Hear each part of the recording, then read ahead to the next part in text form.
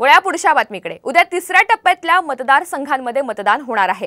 राज्यभरामध्ये मतदानाची तयारी अंतिम टप्प्यामध्ये आली आहे। कोल्हापुरात सर्व शासकीय अधिकाऱ्यांना केंद्रावर बोलावून ईव्हीएम मशीन्स, व्हीव्हीपॅटचं साहित्य वाटप करण्यात आलंय। दुसरीकडे लातूरमध्ये जास्तीत जास्त मतदान होण्यासाठी जनजागृतीचे कार्यक्रम घेण्यात आलेले आहेत। रत्नागिरी आणि बारामतीमध्ये देखील निवडणूक अधिकारी उद्या होणाऱ्या मतदानासाठी पूर्णपणे सज्ज झालेले आहेत। रत्नागिरीमध्ये मतदानाच्या पार्श्वभूमीवर तब्बल 4000 पोलीस तैनात करण्यात आले।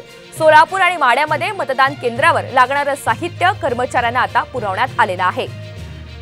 5 ठिकाणची ही तयारीची आपण दृश्य पाहतोय। कोल्हापूर, रत्नागिरी, बारामती, लातूर आणि सोलापूर या ठिकाणी आता उद्या तिसऱ्या टप्प्यातल्या मतदारसंघांमध्ये मतदान होणार आहे। राज्यभरामध्ये मतदानाची तयारी आता अंतिम टप्प्यामध्ये पोहोचलेली आहे।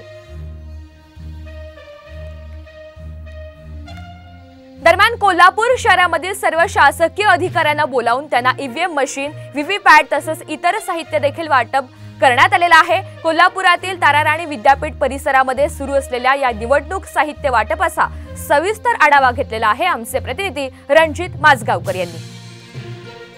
लोकसभेसाठी तिसऱ्या टप्प्याचं मतदान उद्या पार पडतंय आणि ही मत प्रक्रिया अतिशय सुलभ सुटसुटीत व्हावी यासाठी जिल्हा प्रशासन सज्ज झालेलं आहे। माझ्या पाठीमागे बघता कोल्हापुरातलं ताराराणी विद्यापीठ आहे आणि या परिसरातील महसुली कर्मचारी, पोलीस कर्मचारी आणि इतर सर्व शासकीय अधिकारी या ठिकाणी आलेले आहेत आणि उद्या पार पडणाऱ्या मतदानाची तयारी करण्यासाठी व्हीव्हीपॅट असतील, ईव्हीएम मशीन्स असतील आणि इतर जे साहित्य आहे हे साहित्य घेऊन जाण्यासाठी हे एक कर्मचारी सज्ज झालेले आहेत।